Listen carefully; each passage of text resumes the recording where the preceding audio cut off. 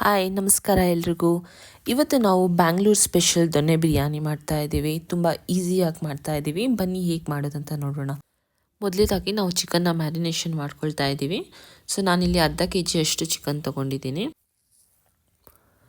ಉಪ್ಪು, ಅರಿಶಿನ ಪುಡಿ ಹಾಗೂ ಚಿಲ್ಲಿ ಪೌಡರ್ನ ಹಾಕ್ಕೊಳ್ಳಿ. ನಾನು ನಮ್ಮ ಮನೆಯಲ್ಲೇ ಮಾಡಿರೋ ಅಂಥದ್ದು ಚಿಲ್ಲಿ ಪೌಡರ್ನ ಹಾಕಿದ್ದೀನಿ. ಹಾಗೆ ಅರ್ಧ ಸ್ಪೂನಷ್ಟು ಕಾಶ್ಮೀರಿ ಚಿಲ್ಲಿ ಪೌಡರ್ನ ಹಾಕ್ಕೊಂಡು ಮ್ಯಾರಿನೇಷನ್ ಮಾಡ್ಕೊಳ್ತಾ ಇದ್ದೀನಿ. ನೀವು 2 ಸ್ಪೂನಷ್ಟು ಚಿಲ್ಲಿ ಪೌಡರ್ನ ಹಾಕ್ಕೊಳ್ಳಿ.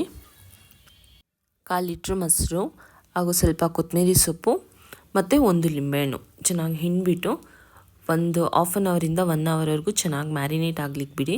ಉಪ್ಪು ಖಾರ ಎಲ್ಲ ಕರೆಕ್ಟಾಗಿ ಚಿಕನ್ ಎಳ್ಕೊಂಡ್ರೆ ಬಿರಿಯಾನಿನೂ ತುಂಬ ಚೆನ್ನಾಗಾಗುತ್ತೆ. ಈಗ ನಮ್ಮ ಚಿಕನ್ ಮ್ಯಾರಿನೇಟ್ ಆಗೋವರೆಗೂ ನಾವು ಮಸಾಲೆನೆಲ್ಲ ರೆಡಿ ಮಾಡ್ಕೊಳ್ಳೋಣ. ಸೊ ನಾನು ಮೊದಲೇದಾಗಿ ಇಲ್ಲಿ ಗರಂ ಮಸಾಲ ರೆಡಿ ಮಾಡ್ಕೊಳ್ತಾ ಇದ್ದೀನಿ. ಚಕ್ಕೆ, ಲವಂಗ, ಏಲಕ್ಕಿ, ಬೇ ಲೀಫ್, ಸ್ಟಾರ್, ಜೀರಿಗೆ, ಸೋಂಫ್ ಹಾಗೂ ಕಸೂರಿ ಮೆಂತಿ ಇದನ್ನೆಲ್ಲ ನೀವು ಸ್ವಲ್ಪ ಡ್ರೈ ಫ್ರೈ ಮಾಡ್ಕೊಳ್ಳಿ. ತುಂಬ ಹೊತ್ತು ಹುರ್ಕೊಳ್ಬೇಡಿ, ಜಸ್ಟ್ ಒಂದು 2 ಸೆಕೆಂಡ್ಗಷ್ಟೇ. ಈಗ ಸ್ವಲ್ಪ ಮಸಾಲಾನ ರೆಡಿ ಮಾಡ್ಕೊಳ್ಳೋಣ. ಅದಕ್ಕೆ ನಮಗೆ ಬೇಕಾಗಿರೋ ಇಂಗ್ರೀಡಿಯೆಂಟ್ಸು ಸ್ವಲ್ಪ ಮೆಂತ್ಯ ಸೊಪ್ಪು, ಪುದೀನ, ಕೊತ್ತಂಬರಿ ಸೊಪ್ಪು ಹಾಗೂ 1 ಈರುಳ್ಳಿ. ಇದನ್ನು ಚೆನ್ನಾಗಿ ತೊಳ್ಕೊಂಡು ಸ್ವಲ್ಪ ಎಣ್ಣೆ ಹಾಕ್ಕೊಂಡು ಫ್ರೈ ಮಾಡ್ಕೊಳ್ಳಿ. ನಾನು 1 ಸ್ಪೂನಷ್ಟು ತುಪ್ಪ ಹಾಕ್ಕೊಂಡಿದ್ದೆ. ನೀವು ಎಣ್ಣೆಲಿ ಕೂಡ ಸ್ವಲ್ಪ ಫ್ರೈ ಮಾಡ್ಕೊಬೋದು. ಇದು ತಣ್ಣಗಾದ್ಮೇಲೆ ನೀವು ರುಬ್ಕೊಳ್ಳಿ. ಸ್ವಲ್ಪ ನೀರು ಹಾಕ್ಕೊಂಡು ಸ್ವಲ್ಪ ಪೇಸ್ಟ್ ಮಾಡ್ಕೊಳ್ಳಿ. ಸೊ ಈಗ ಎಲ್ಲನೂ ರೆಡಿಯಾಗಿದೆ. ಈಗ ಜಸ್ಟ್ ನಾವು ಮಾಡೋದಷ್ಟೇ. ಈಗ ಒಂದು ಪ್ಯಾನ್ಗೆ ಎಣ್ಣೆ ಹಾಕ್ಕೊಳ್ಳಿ. ನೀವು ಆವಾಗಲೇ ಪೌಡರ್ ಮಾಡ್ಕೊಂಡ್ವಲ್ಲ, ನಾನು ಆಗಲೇ ನಿಮಗೆ ಪೌಡರ್ ಮಾಡಬೇಕು ಅಂತ ಹೇಳಿದ್ನಲ್ಲ.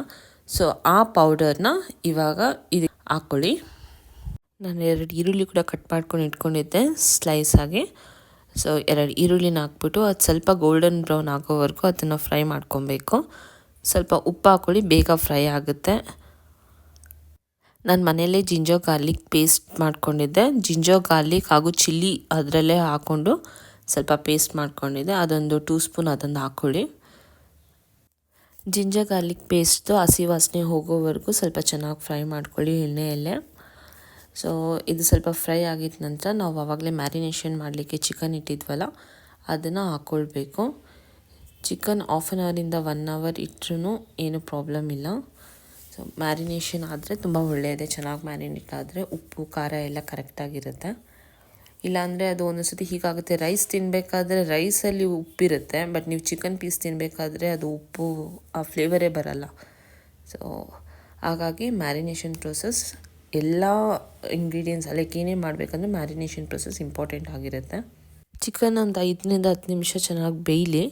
ಅದು ಬೇಯ್ದ ನಂತರ ಬೇಕಾದರೆ ಆಮೇಲೆ ನೀವು ಮಿಕ್ಕಿದ ಮಸಾಲಾನೆಲ್ಲ ಹಾಕೊಬೋದು. ಇದು ಅದು ಮಸಾಲದು ಸ್ವಲ್ಪ ನೀರು ಹಾಕ್ಬಿಟ್ಟು ಅದನ್ನು ಹಂಗೆ ಹಾಕ್ಕೊಳ್ತಾ ಇದ್ದೀನಿ ಅಷ್ಟೇ. ಈಗ ನಾವು ಅದು ರುಬ್ಕೊಂಡಿದ್ವಲ್ಲ ಆ ಪೇಸ್ಟ್ನ ನಾನು ಹಾಕ್ಕೊಳ್ತಾ ಇದ್ದೀನಿ. ಅದೇ ಮೆಂತ್ಯ, ಕೊತ್ತಂಬರಿ, ಈರುಳ್ಳಿ ಮತ್ತು ಪುದೀನ ಅದನ್ನು ಪೇಸ್ಟ್ ಮಾಡಿರೋದನ್ನ ಹಾಕ್ಕೊಳ್ತಾ ಇದ್ದೀನಿ.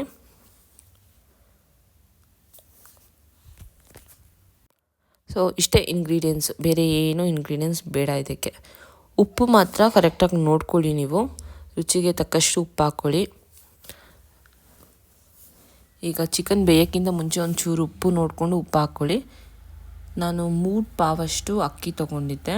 3 ಪಾವ್ ಅಂತ ಹೇಳಿದ್ರೆ ನಾನು 6 ಗ್ಲಾಸಷ್ಟು ನೀರು ಹಾಕಬೇಕು. 1:2 ಆ ರೇಷಿಯೋ ಪ್ರಕಾರ ನೋಡೋಕೆ ಹೋದರೆ. ಸೊ ಇಲ್ಲಿ ಚಿಕನ್ ಸ್ವಲ್ಪ ಹೊತ್ತು ಬೇಯ್ಲಿಕ್ಕೆ ಇಟ್ಟಿದ್ದೆ. ಇವಾಗ ನೋಡಿ ನಾನು ಅಕ್ಕಿ ಆಲ್ರೆಡಿ ನೆನೆಸಿಕ್ಬಿಟ್ಟು ತೊಳೆದುಬಿಟ್ಟು ನೆನೆಸಿಟ್ಟಿದ್ದೆ. ಸೊ ಇವಾಗ ಆ ರೈಸ್ ತಕ್ಕನಾಗೆ 6 ಗ್ಲಾಸಷ್ಟು ನಾನು ನೀರು ಹಾಕ್ತಾಯಿದ್ದೀನಿ. ಮತ್ತು ಇದನ್ನು ಚೆನ್ನಾಗಿ ಕ್ಲೋಸ್ ಮಾಡಿಬಿಟ್ಟು ಆಮೇಲೆ ಅದು ಕುದಿ ಬರಬೇಕಾದ್ರೆ ಅಕ್ಕಿ ಹಾಕಬೇಕು. ಬಟ್ ಅದಕ್ಕೂ ಇಂಪಾರ್ಟೆಂಟು, ನೀವು ನೀರೊಳಗಡೆ ಲೈಕ್ ನೀರು ಹಾಕಿದ್ಮೇಲೆ ಸ್ವಲ್ಪ ನೋಡ್ಕೊಳ್ಳಿ ಉಪ್ಪೆಲ್ಲ ಕರೆಕ್ಟಿಗೆ ಇದೆಯಾ ಇಲ್ವಾ ಅಂತ ಹೇಳಿಬಿಟ್ಟು.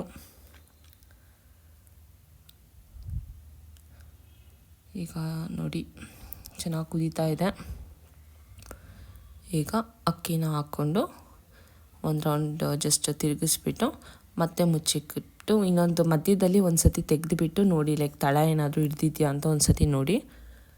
ಮತ್ತು ತಿರ್ಗಾ ಏನು ಹಿಡಿಬೇಕಂತ ಇಲ್ಲ. ಫಸ್ಟ್ ಅದು ಸ್ವಲ್ಪ ಒಂದು 2 to 3 ಮಿನಿಟ್ಸ್ ಗ್ಯಾಸ್ ಫ್ಲೇಮ್ ಸ್ವಲ್ಪ ಹೈ ಇರಲಿ. ನಂತರ ಆಮೇಲೆ ಅದು ನೀರು ಕಡಿಮೆ ಆಗ್ತಾ ಹೋಗುತ್ತಲ್ಲ, ಆವಾಗ ತಳ ಹಿಡಿಯೋ ಚಾನ್ಸಸ್ ಇರುತ್ತೆ. ಸೊ ಆವಾಗ ನೀವು ಸ್ವಲ್ಪ ಸ್ಲೋ ಮಾಡಿಡಿ. ಈಗ ನಮ್ಮ ಬಿರಿಯಾನಿ ರೆಡಿ ಆಗಿದೆ. ಇವತ್ತಿನ ವಿಡಿಯೋ ನಿಮ್ಗೆ ಇಷ್ಟ ಆದರೆ ಲೈಕ್ ಮಾಡಿ, ಶೇರ್ ಮಾಡಿ, ಸಬ್ಸ್ಕ್ರೈಬ್ ಮಾಡಿ. ವಿಡಿಯೋನ ಪೂರ್ತಿಯಾಗಿ ನೋಡಿದ್ದಕ್ಕೆ ಧನ್ಯವಾದಗಳು. See you in the next video.